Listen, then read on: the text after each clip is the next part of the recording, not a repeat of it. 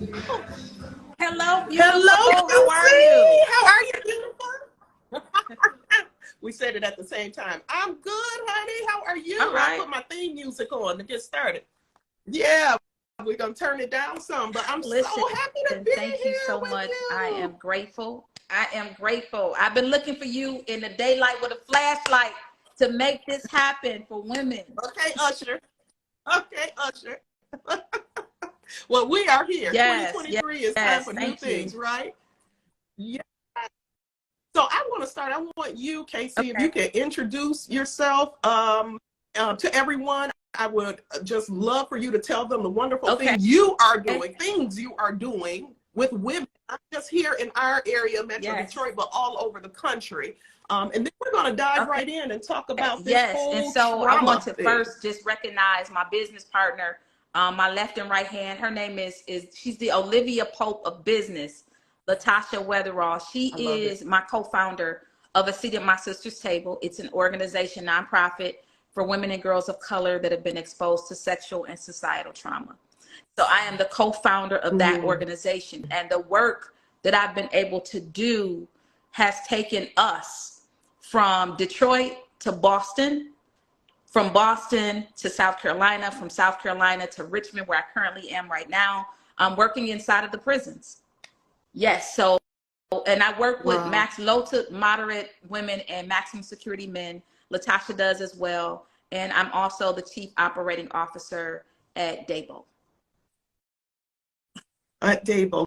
Girl, you are a busy woman. And I know every time I'm like, where are you? Can we do lunch? And you're like, okay, Yes. I'm getting on a plane, getting off a plane. But the beauty of it is you've devoted this work to really helping others who may have been just kind of discarded, especially Yes. when you talk about the prison population. And it's so interesting when I was even preparing for tonight, like, what I wanted to kind of talk about, just even in my experience, that's one of the things that I had listed down here, talking about the prison population, because oftentimes that's a population, once again, that of course they're in there because they committed a crime, right? But people have Yes. Oh criminalized my the goodness. trauma response. Woo. People have criminalized, yeah, they've criminalized Yes. mental illness. Oftentimes, mental illness is a result of trauma. But I want you just talk about what Yes. you see. You reached out. We've been talking about doing a lot of things, but you said I want this first talk to be about trauma, and I Yep. want you to So, just share why and I that wish was. Latasha, she's on the plane now, but I am a survivor of molestation. So before I turned 4 years old, I'd been molested by many men, right? And so it never mattered the fact that I started high school at 12, I went to college, and I did well academically. There were things that impacted how I moved in society. We never had conversations in my household Mm-hmm. about, hey, that person that you hang out with on Fridays and play cards with, well, he was touching me, right? Or this person that you keep having to come Wow. to the family reunion, well, that person he touched me, right? We didn't have those conversations. Yeah. And Yeah. so then, and I'm just being candid, yeah, Please I do. lost my Please do. Because this virginity. is what. I started having sex because I don't know what losing my virginity is. I started having sex at 9 years Mhm. old. I had Got you. sex for the first time on Elgin and Van Dyke at 9 years old. Do you understand what I'm Elgin. saying? And so Yeah. even though I didn't know what I was doing, I was a willing participant during that time. And what is it that occurred that would Yeah. have me willing to participate in that act? And so even in college, I mean, in high school, promiscuous, college, promiscuous, you know what I'm saying? And so Yeah. we don't Yeah. ever address Yeah. those traumas. And then a new trauma shows up, a new behavior shows up. A new trauma, and they start stacking. I already Yes. know we And gonna there was, need a part two to this. 'Cause we didn't. Can I say this? Casey right. and I did not discuss what we were going to talk about. So Yes. I'm hearing this for the first time, like many of you all are hearing this. We just found out yesterday that Yes. we grew up literally in the same neighborhood, Yes. like a few blocks away from each other. And you Yes. commented, we made it, girl, and we did. And hearing this story, like you said, do you understand what I'm saying? You just said that. I understand what you're saying, but I can not conceptualize, you know, a 4-year-old having that innocence, you know, of childhood just robbed from her. But I know as a clinical psychologist with now in my 24th year of practice, that this is not as uncommon as people want to believe that it is. And I appreciate you for being candid with it, because it's the candid conversations that are needed. Because too often in our families, we don't talk about it. The number of clients I know personally in their 30s, 40s, 50s, and beyond, who family still does not know about their history of sexual molestation. You know, and the molesters could, as you just said, still be around, coming to family reunions, you know, at the family dinner table. So, and when did you recognize, let me ask you this question. When did recognize that your early traumas impacted your life? It was at 2 times in my life. It was 2 phases. One, when I was a principal at Denby, and I went to sleep and had a dream. I had a dream, and as vivid as I see you, I saw myself, right? And I saw myself as a little girl with somebody laying on top of me. But I knew of some of the people that had molested me. But there was one cousin, right, who's deceased now. There was one cousin that's who I saw, right? So I went to my mom, and I'm like, hey, did this happen to me? And she never really responded. She skated around it. My grandmother at the time, it was 2 things happening on January 19th, so crazy, 2010. Remember the day? My ex-husband had called and said he wanted a divorce. Hadn't seen him in a couple of years, so okay. Domestic violence. But also, my grandmother had a stroke. Same day. And I needed my grandmother to wake up because I knew she would tell me the truth.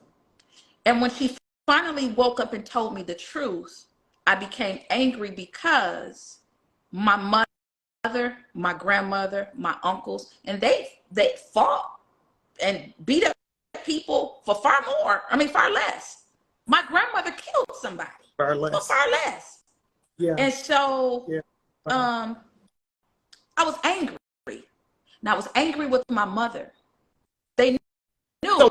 So whatever this particular incident that had to be, I'm going to say suppressed because this is out of my own ignorance. I don't know clinically what it is. But they knew that something happened. And the family had whatever the rift was, and then they made amends. Well, that amends is that's fine for them, but I'm still going through some things, right? And so they were still hanging out with this family on Fridays.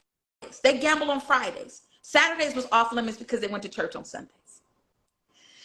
So that was the beginning of a lot of things for me, coupled with fast forwarding, getting indicted and getting indicted. Indicted. Oh, indicted. So when I got indicted, I had to, you know, when you get in trouble, everybody leave you. Don't nobody want to be around you, especially don't be in the news and don't be from Detroit. It's contagious. Like it's contagious, so, right? It was during my indictment that I was forced to unpack a whole bunch of stuff, all kinds of traumas. The fact that my mom left when I was 7 years old and moved to California and didn't say anything. The fact that my mom got married and didn't say, you know, she left and came back married, you know. Like we woke up that morning and we went to church and she had made a decision to get married and she didn't tell her roommate, which is me, right? I'm 10.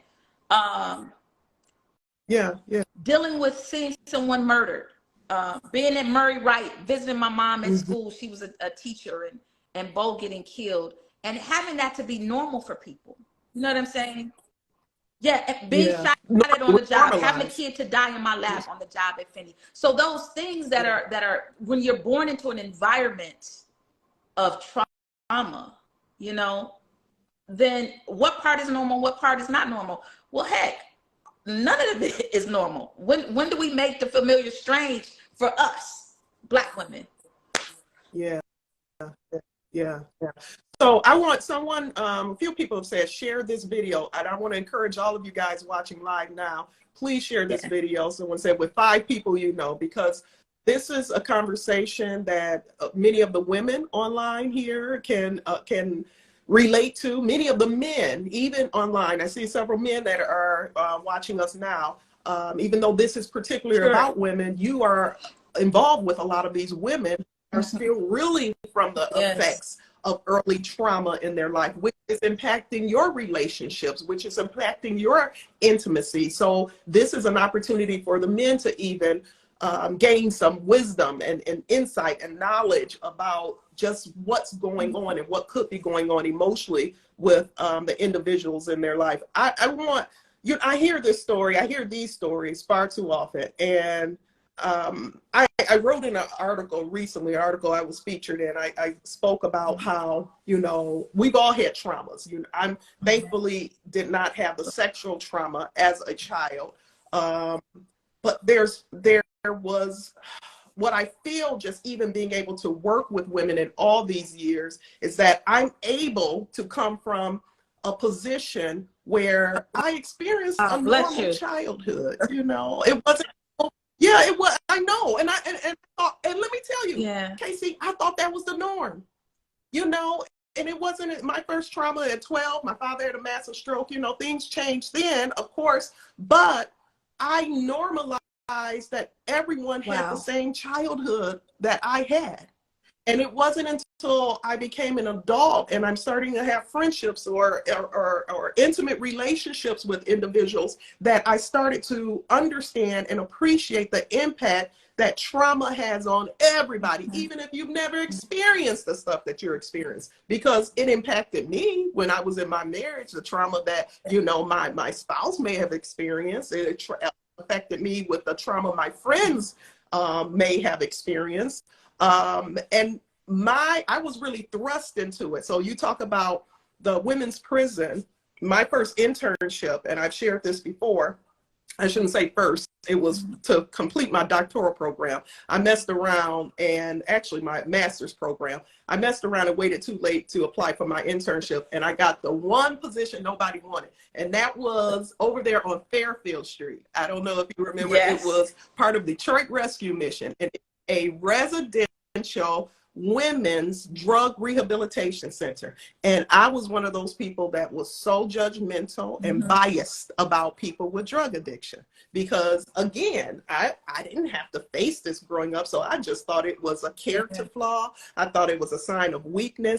It was within a week, I realized that this was a blessing for me. I realized that God placed me in that setting so I can be stripped of these biases, stripped of these stereotypes, stripped of this total misconception of what addiction is, because it did not fail. 99% of those women suffering from addiction had been sexually abused, had been abandoned by their caregivers, their primary caregivers, had, just been left out far too early in life to figure it out on their own.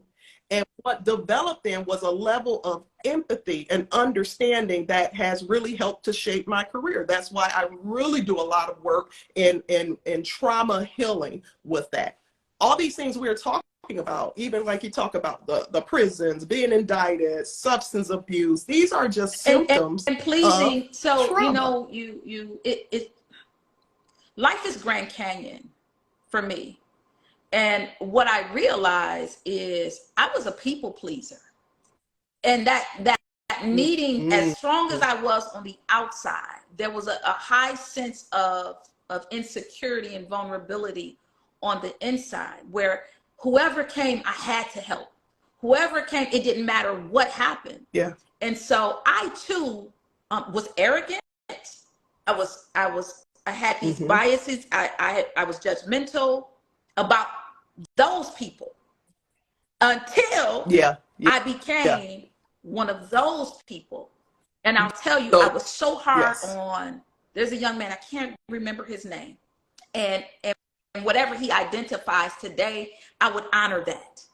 But I couldn't understand or grasp honoring the fact that he wanted to wear a dress to school. And I was the principal. Yeah. You understand? At Denby. And so no grace. With grace at all. And I forgive him wherever he is, whoever he is. And I ask for forgiveness. Because as soon as I got to prison, the very first person that I met was someone that was transgender with the beard. Yes. God Isn't will that set amazing some things up how for that you. happened? I say that all the time. That thing that you are judgmental about, being judgmental is like putting an order out to the universe saying, let me experience Yes. that so I can Yes. develop empathy. So, Yes. The things that yes. we judge, we Yes. eventually And experience some so, form or another. and that's a journey. And so I learned that I had it all wrong. I had it wrong. Yeah. And so I'm Yeah. grateful. Wow. Some people could not understand going to prison, being indicted publicly, especially in Detroit, when you are, when you're a golden girl, Detroit, right? Public. And it's a small community. It was one of the most humbling and embarrassing things that could have happened. But it is the one thing that I believe that saved my life. Yeah. Because I was able to come to grips Yes. with me. And when I did Yeah. that, people don't believe it. Awesome.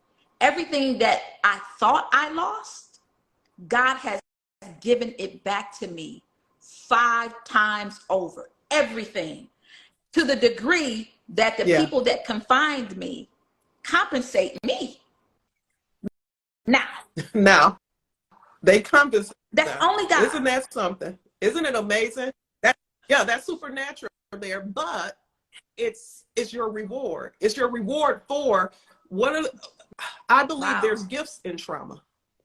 And so you have transcended your trauma and found the hidden gifts in that. It's not to negate the horribleness of what happened and occurred to you, but there is gifts in trauma, and that's where our power comes from. If we can recognize that, and if we can take the pain and the suffering and the misdirection and transform that into purpose, there's so many gifts, like you said, that you exponentially will rain down on you.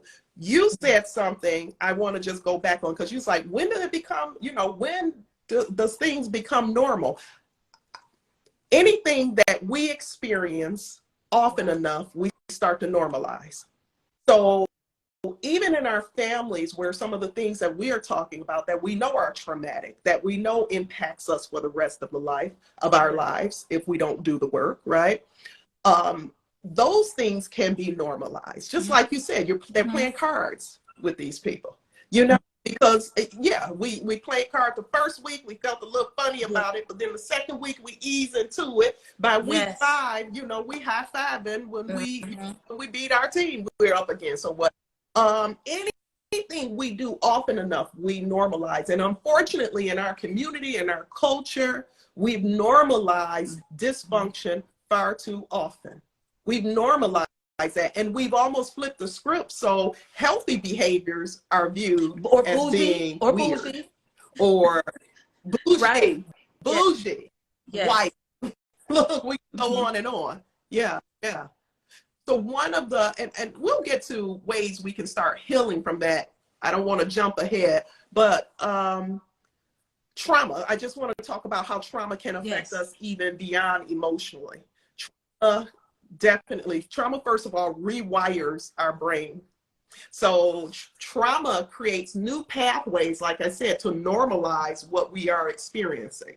Because you had to do that as a 4-year-old child who's being molested, as a 9-year-old child who's having sexual relationships with individuals. That's not developmentally normal. That's not developmentally healthy. But when you're doing it, you have to make sense of it. So our brain starts to create new pathways that normalize this type of behavior. And so again, we start normalizing. We don't see anything, really incredibly wrong with it. And it's not until we start to challenge that and unlearn this that we can start to weaken those pathways and create more healthier pathways. So for everyone listening in now, trauma continues, and these things continue to perpetuate generation after generation after generation, because it's normalized, because we've learned this behavior. It's become a learned norm for even our family members, and it's not until, and that's why I commend you so much, Casey, it's not until, even if it's just one person in that family, that starts to take a look. And like you said, going to prison sat you still. It sat you still enough.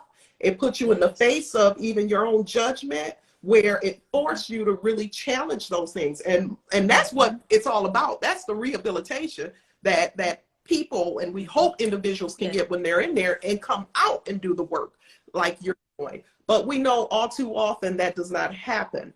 But trauma does not just affect us emotionally. One of the things that I see so often, and I started to really draw correlations to early on in my practice, was how it even affects us physically.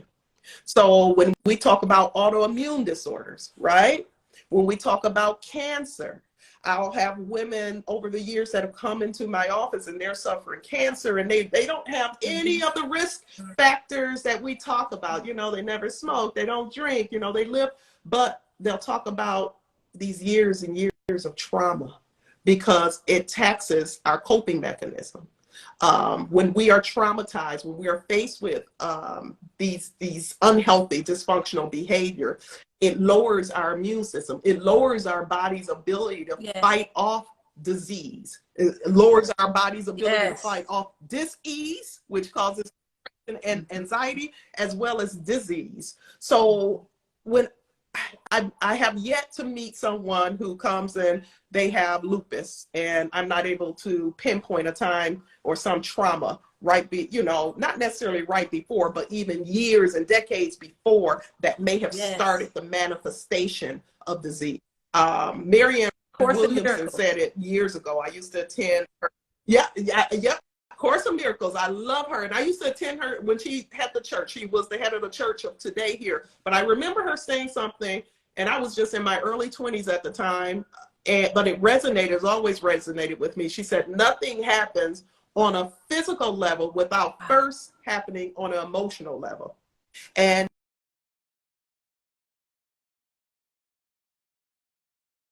we start to even heal our generations that come after us, because someone has to be the one in the family to challenge us, to talk about it. So when you did confront your family, let's talk about that, because I know there are people on this line right now, I know it, that are still struggling from whatever happened to them, whatever it may be, whatever trauma they may have experienced. My son watched me be abused. Or your son watched you be abused, and so how do you talk to your family, or do you even talk to your family? How do you talk to them about, just to even validate that this happened to you? And do you feel that's necessary to even talk to them to start the healing process? I want to know your thoughts. When I first started to really go through acknowledging being molested, once I talked to my mom and my grandmother and my uncles, and no one truly validated or acknowledged what occurred, when they brushed it off, I somewhat like disengaged them, and I disassociated from them, and I was angry. My mom was going through colon cancer, right? I was going through, and later on, it would be about 2 years later, I was going through my indictment. And so I was just angry. I just stopped talking to everybody. I'm an only child, so I know how to play by myself really well. And life felt like, until I got to prison, Rose, it felt like every time, you ever been put underwater, and then as soon as you come up and you can get a little bit of your breath, somebody puts you back down? So for me, that was life. That was my entire life. And some people may think, because she went to Catholic school, or she went to Spelman, or she's an AKA, or she speaks, or this, or she wasn't poor. Because I wasn't poor, then that's my past for not having trauma. Well, that's not true. I've been figuring it out my entire life. And so I was just angry. I disconnected from my family, and then I started to go through my indictment, and even through my indictment, I disconnected. Because I was dealing with that. I was dealing with, where's my son gonna go? I was dealing with the fact that on the night that I was raided, my home was raided, I, for the first time, called my ex-husband, and he laughed and said, "How did you get this number?" And I was trying to just find some place for my 16-year-old son, right? Because right. I was trying to strategize. Because I was in survival mode, but I realized I always in survival mode. And you've always been.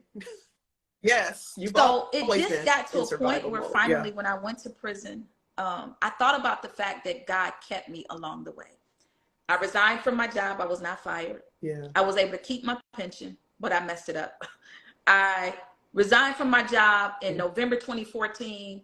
By March 2015, I had a new job. I had a salary career, right? And so I'm grateful for that place that I landed. That place paid for me to work all through while I was in prison.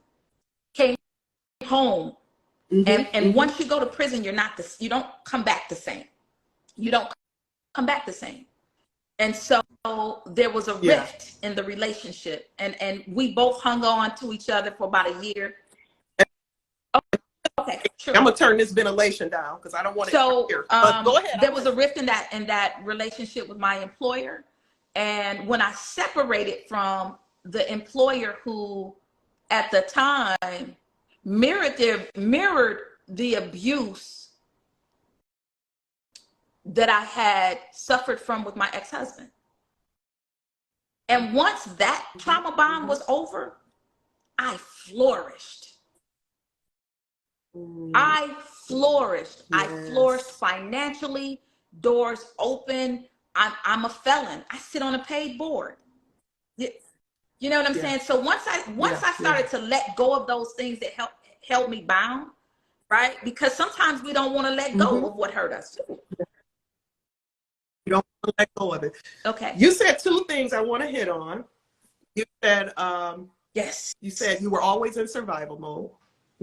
So even from a physiological standpoint, when you are in survival mode, that frontal lobe shuts down. The frontal lobe is the part of our brain that deals with logic, that deals with rational decision making, things that make sense. When you're in survival mode, you're using that limbic, that early brain. It's all about survival. It's all about, I'm looking out for me. I want to make sure I'm okay. My child's okay. Logic is out the window. So you do find relationships. You find yourself in relationships that are not well suited for you because you're not even evaluating the person from a logical, sound mind. You're evaluating them from this very primitive survival. I've got to look out for my protection.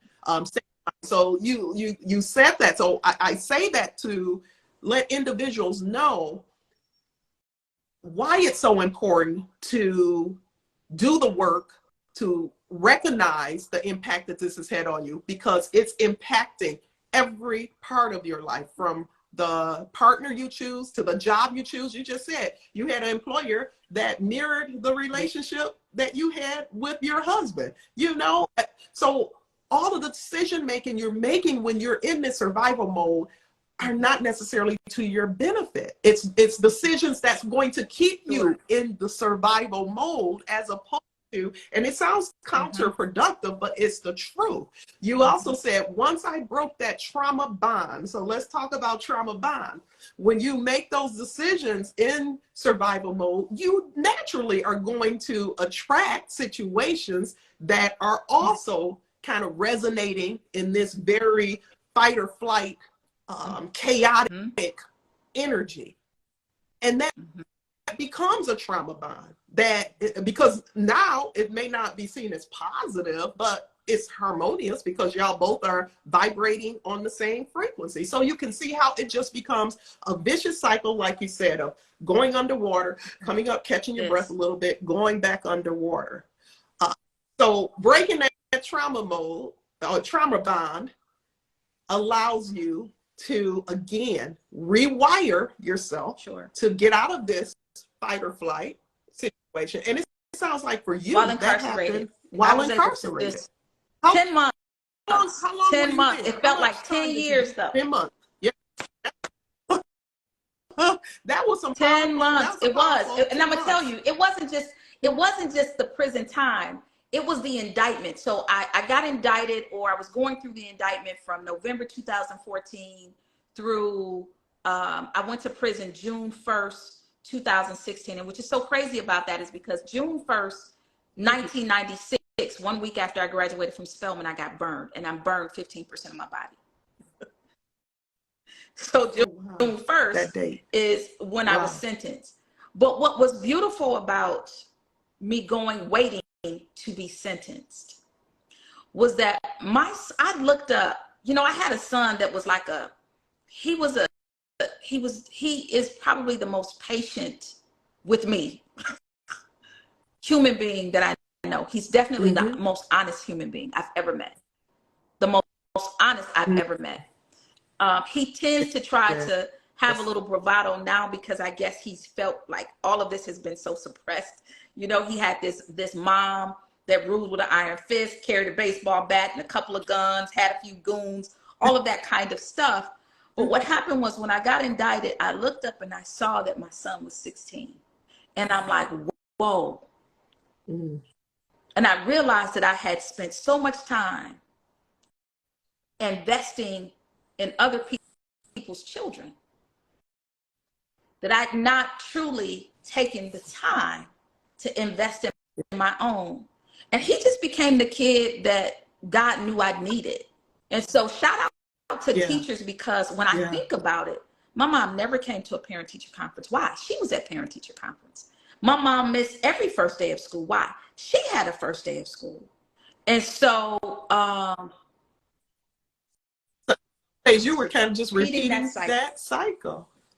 You were repeating it even unconsciously, you know, even with your son, because you just said, you know, I was investing in all these others, but myself, which is what you said. Right. My mom wasn't there. So I put me to bed. I made sure I did my homework. My mom didn't have time for that.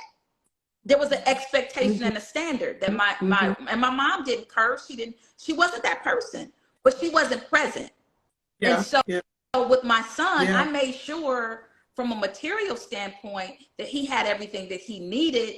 And I made sure, based on how I raised him with regard to my presence, that he knew, don't ever let me get a phone call from school. And so he was obedient in that space. But then I thought about it, and I'm like, there was an experience that we had where we lived in the Doubletree, Fort Shelby downtown. He attended CAS, but I wanted to drop him off for school every day, even though he could walk, take the Doubletree van. And one day I was running late, and I'm on the phone. I had 2 phones. I'm talking. I don't know why I'm dropping him off to school. I'm not even talking to him.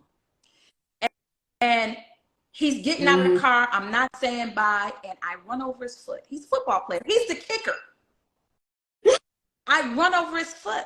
Oh, not present at all. And instead of me stopping, because I was dealing with the situation at the school, to see if my son was all right, I cursed him out.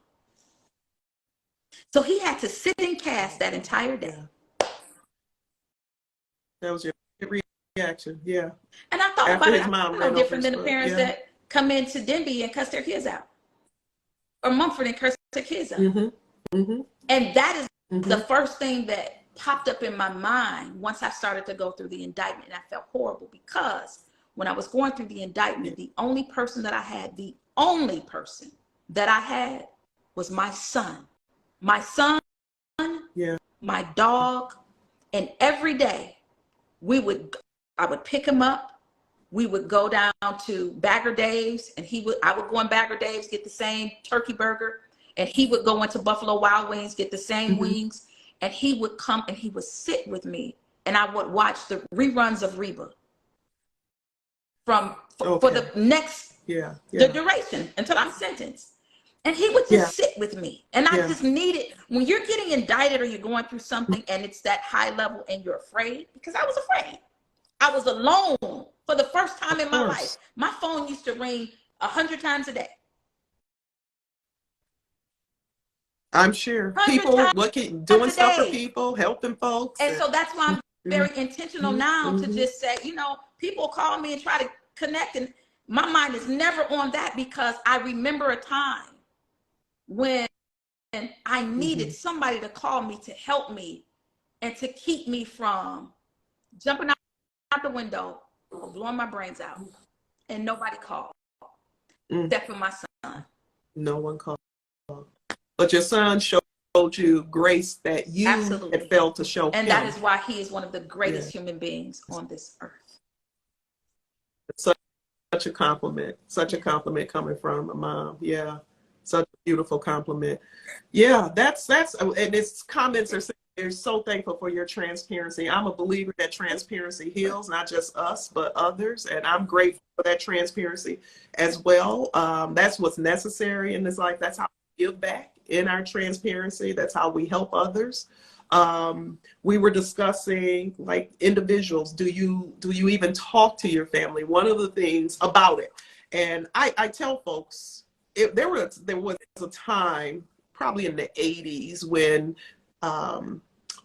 the whole public discussion about molestation really started happening. And that was the advent of all these talk shows, the Donahues, the Oprahs, and all that stuff. People got comfortable talking about it. So for the first time, all these skeletons in family closets were coming out. And there was a camp of therapists. You know, I'm not one of those therapists that just believe you've got to go and confront your family. And I'm not saying you don't confront, you don't talk about it. But what I do encourage people who are battling with that is that you've got to ask yourself, what are you looking for? If you're looking for an apology, if you're looking for a person to say, you are right, I was wrong, I was a horrible parent, or I was a horrible uncle, grandparent, whatever. If you're looking for that, it's for the wrong reasons. Because there's so many people say, I need closure with this. I need closure with this to move on. I need closure with. There's no such thing as closure. The only thing that provides closure are buttons on a shirt, zips on a pants, things of that sort. This whole ideal of psychological closure or trauma closure is a figment of our imagination. It is not necessary for us to move on and to thrive. You are a living example of that, because it doesn't sound like you ever got an apology. People, when they don't know what to say, they go quick into the, well, you know, God will handle, especially us. God, right. That's a default. I really don't know what to say. I don't know how to touch it, but God will handle, and you have to because I did confront my family, you know, my uncles and all of those individuals. And I said, my cousin's on here, she's a social worker, a therapist. She just said, I don't believe in, but I did confront my family. And I even challenged their thinking in, hey, I just want you to know, this is how I feel like you devalue me. When I come and you're having this encounter where you have to forgive, I'm not saying you don't have to forgive. But what I do feel is that you have devalued me, and you've placed more value, because I've almost taken care of all of the major players in my family, but in one way or another, a job, a place to stay, some of those things. But at some point, when I said, you know what?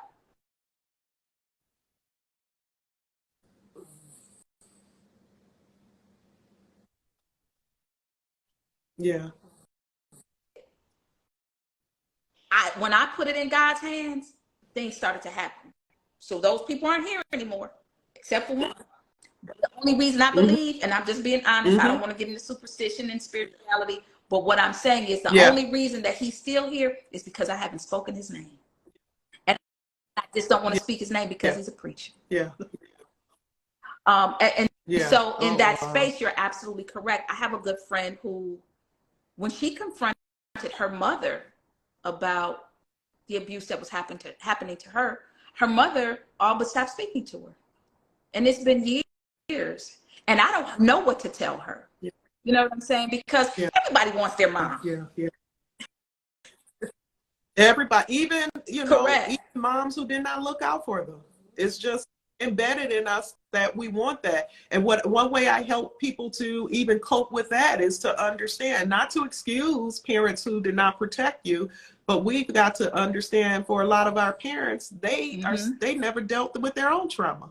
So they chronologically can be decades older than us, but on an emotional level, on an emotional and psychological level, they may be younger than you psychologically. You know, you may have been raised by a 25, 30-year-old, but their mentality, depending on when their trauma happened, they're raising you from a mentality of a 9-year-old. I have a question.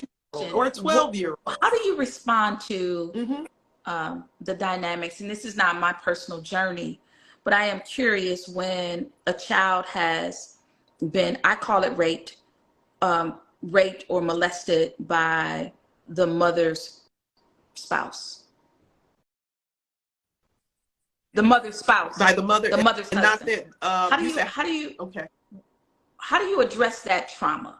Like what tools can you give a person who is struggling with that? Because the mom doesn't still with the man, still, you know. So the mom, I was going to ask that. There's so many variables we have to consider on how to approach it. You know, is the mom still with this person? After mom being is still told. with this person. Yeah, that's after being told, you know. It's such an unfortunate situation, because this goes into how to kind of heal from trauma. For a lot of us, what we have is, it's hard to heal. It's hard to heal from a trauma when you continue to expose yourself to the environment where the perpetrator is. Because it's triggering. It's like picking a wound that every time the scab starts to form, you're picking it off. That wound is never going to heal. That wound is going to get infected, and that wound could infect other parts of you. And this is why so many people, Casey, don't confront it, because sometimes we've got to just divorce ourselves from our family. Heavy. And I did that. I did no more family reunions. I did no more gatherings. I did none of those things. I just separated myself, and I wasn't disrespectful to my mom or anything like that, but I did as an adult. I stood up for the little girl who had no one to stand up for her. And so I am adult enough, or was adult enough, because again, these people they died. They all died within the past year. So don't invite me to that. Why? I said, I'm not coming. If my mom sent something, I said, I'm not coming to some place where there's been a molester or someone who's molested me. I'm not coming to that. I said, you all have fun, but I am offended that you would invite me. Please do not send out another invitation. And so I was very honest. I was very direct in that position, because I needed to protect me. Good for you.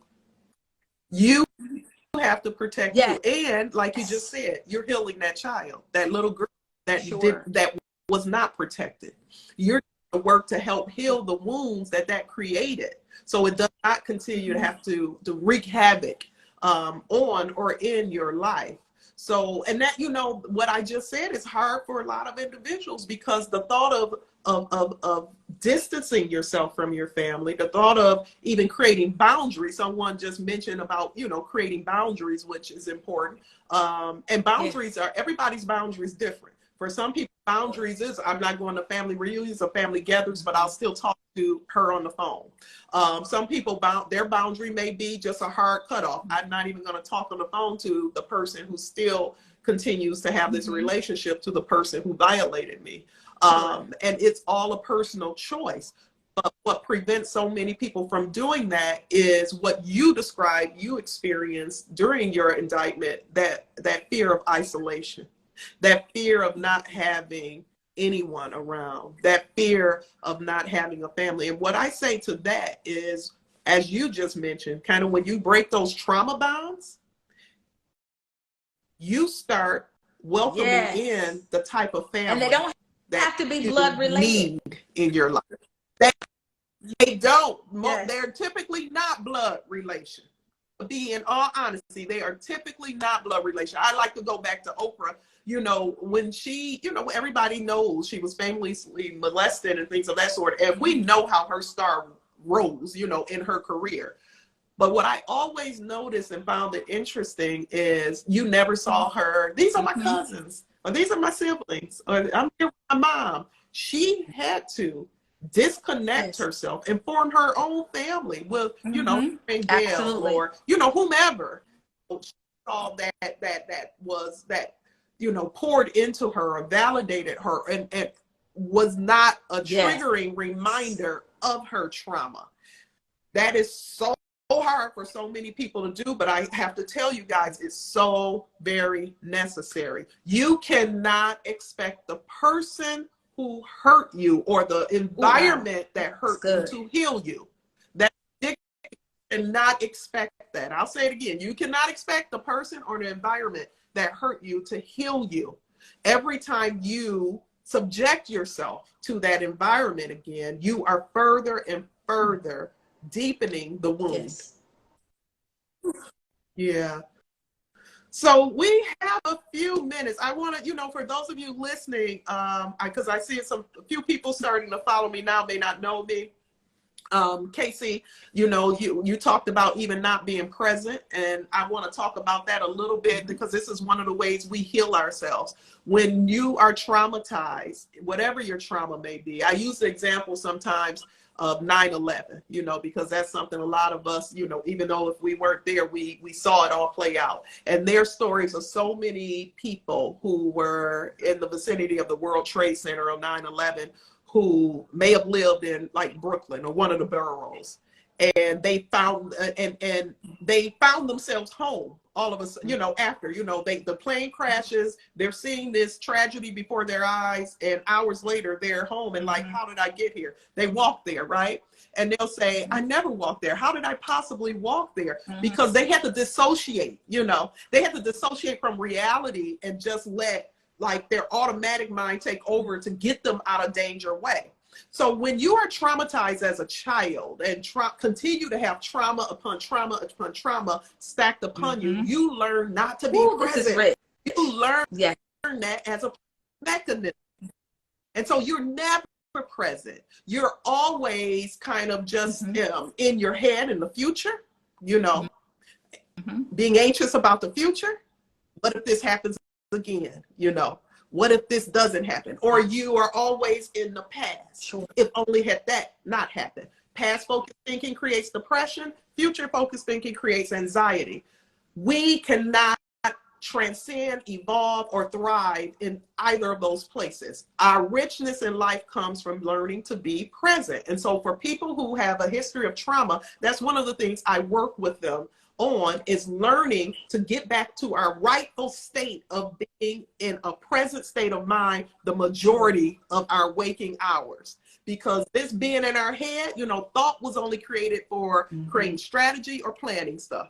Thought was not created for you to be driving down the street, ruminating or reminiscing on the pain, you know, or worrying about if you're going to feel this pain again. It robs us of the beauty of the present day. It robs us of tapping into our purpose. So one of the ways you heal yourself is learning to be present again. And you do that through therapy. You do that through being transparent and open. You do that by one of the services we have in my center. Follow me at Bloom Transformation Center, guys. One of the services I have there is even a sound healing. And this goes back to our ancestors, where we actually use sound instruments, where people just come in and they sit there and and the vibrations and the frequencies from the different sound instruments we use intuitively knows where to target in your body, where those traumas have created barriers and blockages, and it starts chipping away at it.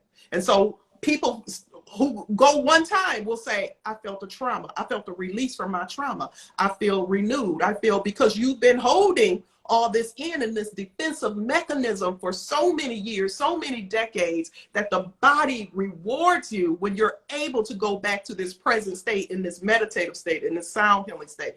There's many different ways we can put ourselves back into our rightful state of balance, of emotional, physical, psychological, and spiritual balance. We've just got to be willing to, again, acknowledge that what occurred to us was not the norm, not the norm at all, not the norm, even if your family continues to normalize it.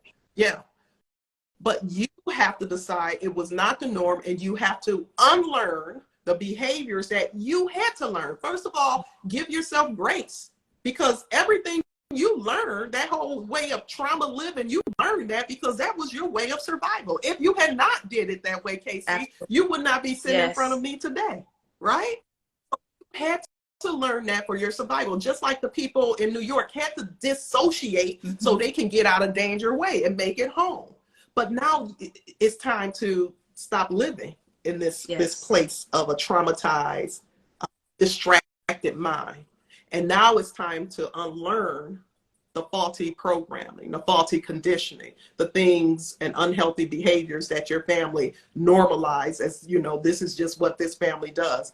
And it's possible for you to do it. It's possible for all of you guys to do it. And that's the beauty. You know, I look at that beautiful smile you just flashed on this screen, and the people out there struggling. Now, you too can have this smile. You know, look. When we're done, ladies and gentlemen, I'm probably going to have a really good cry. But I will have some release and relief, because it is important to release when you're vulnerable.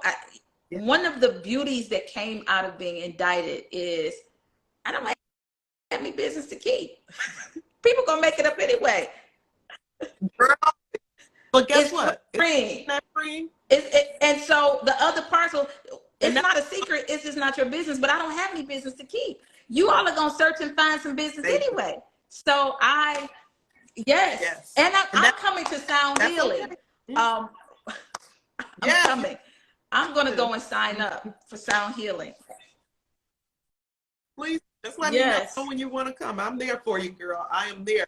Yes, it's a transparent, and if that's something to end on, I think that's a great note. Transparency is freedom. Transparency is freedom, and honestly, what we all want in life, even though we may attach it to a car, a house, or what have you, it's not those material things that we want. It's the feeling of being free.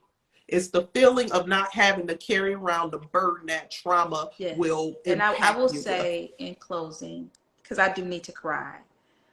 What I learned is that you can't dress it up good enough. You can't make the car fancy enough. You can't have money enough to really address those emotions that are on the inside, that really is looking for an answer, but the answer isn't in the stuff. I thought the answer was in the stuff. I thought it was in the career. I thought it was in having a cutie pie husband. I thought it was all of that stuff. The answer's not in that stuff. It's in the work, and it's in the honesty, you know, and it works if you work it. And I will tell you, Rose, and I mean this, even though I'm going to cry when this is over, I'm happier at 47 than I've ever been in my entire life that I can remember. I have pictures of me at 3 and 4, and I'm mad. You know? Yeah, I'm like, why are you mad? You can see it in your eyes. Oh, I know.